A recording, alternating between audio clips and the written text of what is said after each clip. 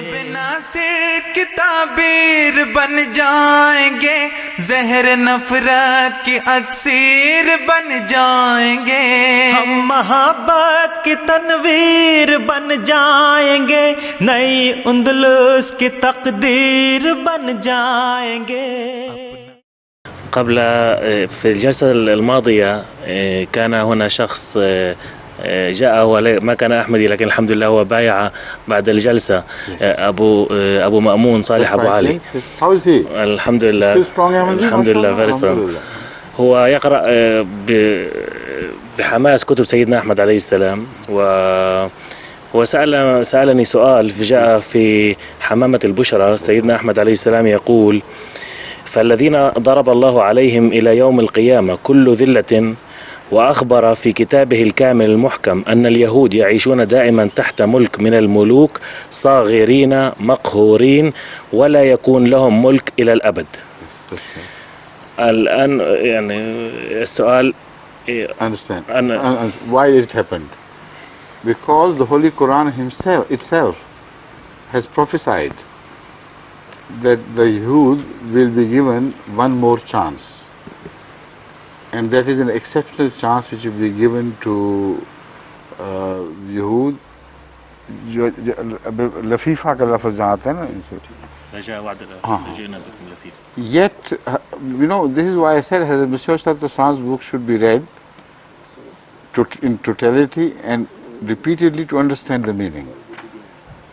The Yahud cannot rule on their own. They are dependent on the rule of America and European countries. As long as they are under their canopy, they will rule, not independently. All the conspiracy against the Palestinians succeeded not because of the Yahud's own power, but because of the power of the Christians, with whom they are hanging like a chandelier. If they leave them, they will break and be shattered to pieces. So, in this sense, Hazrat Masih Maud is saying, from them there will be no malakiyat, independent sovereignty. Even if today the Christians' power decide that the rule of Israel is the Jews over Israel should come to an end, it will come to an end like that. Nothing can be done by the Jews. So that is why they understand this, and they are afraid that once the Christendom turns against them once again, they will be destroyed like they have always been destroyed by the Christians. So Christians have the malukiyat. Look at their history of persecution. Throughout European history, they were persecuted during the Black Death by the Christians. They were persecuted in Spain by the Christians. They were persecuted in Germany by the Christians. So Christians hold the power of sovereignty, not they. The moment the Christians decide to lift their canopy from over the Jews, they will turn into nothing, and they can still be punished. The Jews are afraid of it. That is why they are attempting to change the history. First of all, I came across this, I didn't notice, but immediately I knew something was happening. Once I delivered it was in a question-answer session where some very important people from America, different walks of life, the best of surgeons and doctors and professors, they were all gathered. It was a very enlightened company. I spoke about the crucifixion of Jesus and the participation of the Jews in that crucifixion. A Jewish professor, or whatever he was, he stood up, shot up, and said, "This is wrong. Why are you misrepresenting history?" I said, "What do you mean by that?" He said, "Jews had no part to play whatsoever in the crucifixion of Jesus Christ." So I was alerted. Then I told Ahmadis to be aware of this and find out, read the literature concerned.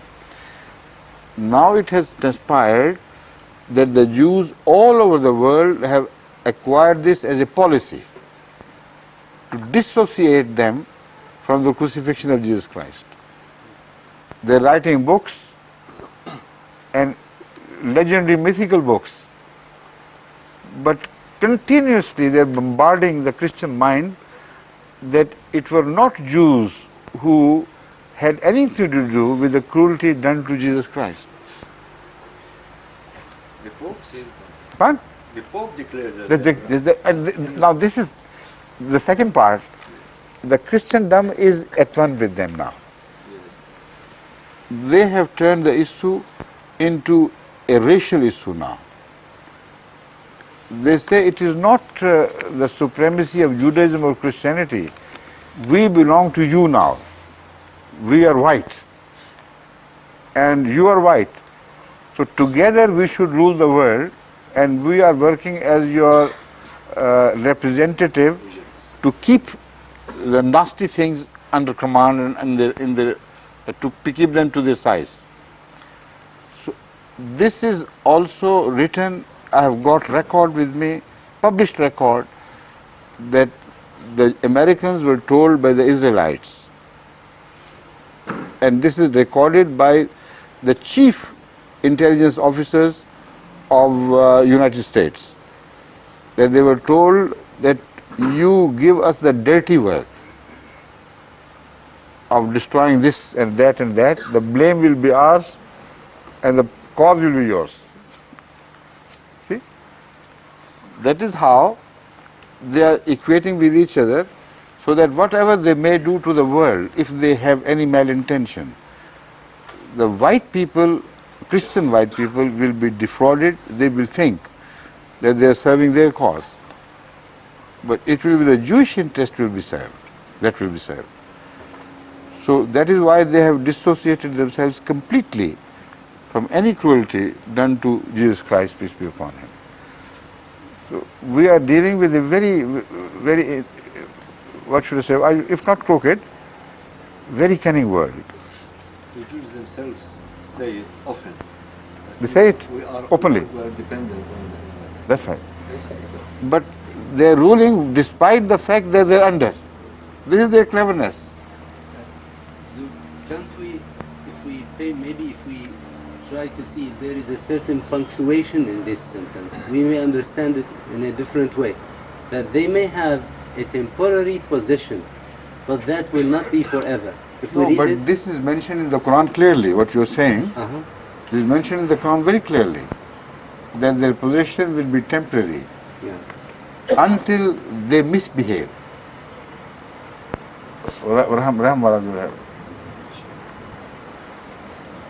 أجا إذا جاء وعد الأولى ووعد الآخرة وقلنا من بعده لبني إسرائيل اسكنوا الأرض فإذا جاء وعد الآخرة جئنا بكم لفيفا. إذا جاء وعد الآخرة جئنا بكم لفيفا applies to this bringing Jews together. وبالحق أنزلناه وبالحق نزل وما أرسلناك إلا مبشرا ونذيرا. Now this applies to the age of Muhammad Sallallahu Alaihi Wasallam, because this verse supports this view, that this is a promise and we will keep this promise. So how could Hazrat Masih Alayhi Salam mean anything contrary to this? This is the principle how Masih Islam's writing should be understood. He can never say anything contrary to the clear-cut statements of the Quran. He never does. So what he means is what I have just told you. In essence, despite the fact that we think they have got the supremacy and sovereignty, they still do not have it. They are dependent on the Christian world and the Christian might. And this had to be so because the Holy Quran also makes it a definite promise which cannot change. This promise was made to Hazrat Isa alayhi salam. Ila yawm al-qiyamah, your people will remain ascendant over the non-believers. So this is the meaning of Hazrat Masih Maud. He draws this from that verse. That if Jews were given independent sovereignty, what would be the meaning of that verse? وجعل الذين اتبعوك فوق الذين كفروا وَجَعَلُ الَّذِينَ اتَّبَعُوكَ فَوْقَ الَّذِينَ كَفَرُوا إِلَى يَوْمِ الْقِيَامَةِ. So that fork continues, unbroken, not even for a while. This is what I'm saying. And that fork is what makes Messenger of Islam understand that the real sovereignty is not there, but of their masters, which are Christians. Got it? جاء في دعوة الأمير للمصلح موعود رضي الله عنه عندما أرسل رسالة لملك أفغانستان. هناك أيضا جاء نبأ للمسيح الموعود أن اليهود يرجعون إلى إلى الأرض المقدسة. He was himself told by Allah, you see. It's so clear. So to understand Messiah Muhammad, this is the unfailing principle. You must know that he is speaking on behalf of the Quran. So if you think of a different verse, you may be misled. If you read the right verse, then you understand the meaning. So this is the verse which I point out, which is a promise to Jesus Christ that your followers will gain ascendancy till the day of judgment, or day of resurrection, or day of doomsday, I should say. And there is no break in this, no let. And we don't find any. Despite their might, still they are dependent. So Hazrat Masih Maud is speaking of that sovereignty. They don't have that sovereignty. كففت عن بني إسرائيل. Does it mean those who كفروا Isa? No. Also the second Isa, who will come. It also applies when Masih Maud comes, And it is in fact now. then the second manifestation begins. Quite clear. And this is a promise with us, inshallah. We will see fulfilled. Whatever they may try, they will never be given true ascendancy over Ahmadiyyat. In the beginning, of course, the opponents of Masih were dominant. And this promise was not belied. But within 3 centuries, it was made clear that God had not forgotten His promise. Before it reaches its summit, its ultimate fulfillment, you may see domination, but temporary domination. This is what is happening with us. And we are fast moving into the century where we will begin to gain domination over all the other Muslims because this is a promise of God. Thank you for pointing out this, right? الوحي لسيدنا أحمد عليه السلام جاء كففت عن بني إسرائيل. الله سبحانه وتعالى لسيدنا المسيح موعود عليه السلام كففت عن بني إسرائيل. That's right. يعني في هذا الزمان في هذا الوقت. Of course, that's right, but we have presented enough evidence from the Quran of what Messenger Muhammad means. बिस्मिल्लाहिर्रहमानिर्रहीम मलफूजात हजरत मसीह मऊद 27 अक्टूबर सन 1902 सुबह की सैर। इस तस्करे पर कि ईसाइयों और यहूदियों में फिर इस अम्र की तहरीक हो रही है कि अर्ज़ मुक़द्दस को तुर्कों से खरीद लिया जावे। मुख्तलिफ बातों के दौरान में हजरत अक़दस ने इरशाद फरमाया, यरूशलेम से मुराद दरस दारुल अमान है। यरूशलेम के माना है वो सलामती को देखता है। ये सुन्नतुल्लाह है कि वो पेशगोइयों में असल अल्फाज इस्तेमाल करता है और इससे मुराद उसका मफहूम और मतलब होता है। इसी तरह पर बैतुल मुक़द्दस यानी मस्जिद अक़सा है। हमारी इस मस्जिद का नाम भी अल्लाह ताला ने मस्जिद अक़सा रखा है क्योंकि अक़सा या बाएतबार बोध ज़माना के होता है और या बोध मकान के लिहाज से। और इस इल्हाम में अल मस्जिद अल अक़सल्लज़ी बारकना हौलहू हजरत सल्लल्लाहु अलैहि वसल्लम की तासीरात ज़मानी को लिया है اور اس کی تائید وآخرین منہم لما یلاقو بہم سے بھی ہوتی ہے، اور بارکنا اولاؤ کا اس زمانے کی برکات سے ثبوت ملتا ہے، جیسے ریل گاڑی اور جہازوں کے ذریعہ سفروں کی آسانی اور تار و ڈاک خانے کے ذریعہ سلسلہ رسل رسائل کی سہولت اور ہر قسم کے آرام و آسائش قسم قسم کی کلوں کے اجرا سے ہوتے جاتے ہیں، اور سلطنت بھی ایک امن کی سلطنت ہے۔ بنی اسرائیل خدا تعالیٰ کا دیا ہوا لقب ہے۔ اسرائیل کے معنی ہیں جو خدا سے بے وفائی نہیں کرتے، اس کی اطاعت اور محبت کے رشتے میں منسلک قوم۔ حقیقی اور اصلی طور پر اسلام کے یہی معنی ہیں۔ بہت سی پیشگوئیوں میں جو اسرائیل نام رکھا ہے، یہ قلت فہم کی وجہ سے لوگوں کو سمجھ میں نہیں آئی ہیں۔ اسرائیل سے مراد اسلام ہی ہے، اور وہ پیشگوئیاں اسلام کے حق میں ہیں۔ ان الارض یارثها عبادی الصالحون، الانبیاء آیت 104۔ فرمایا اس آیت سے صاف معلوم ہوتا ہے کہ الارض سے مراد جو شام کی سرزمین ہے یہ صالحین کا ورثہ ہے، اور جو اب تک مسلمانوں کے قبضے میں ہے۔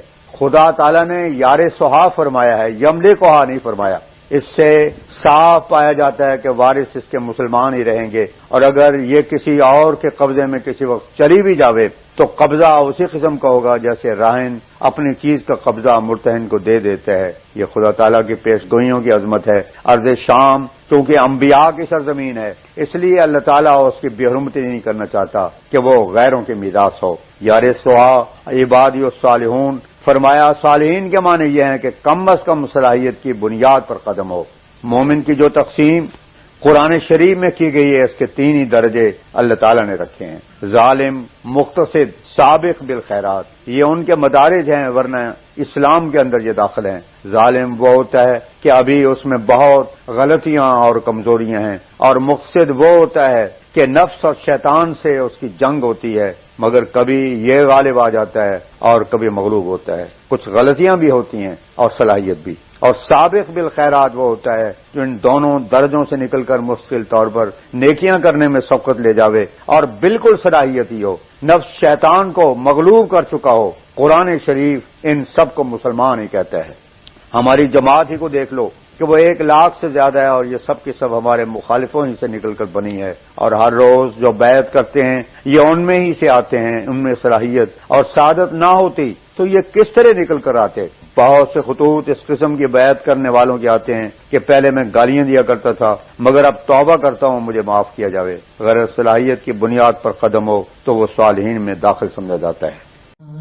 قادیاں دار الامان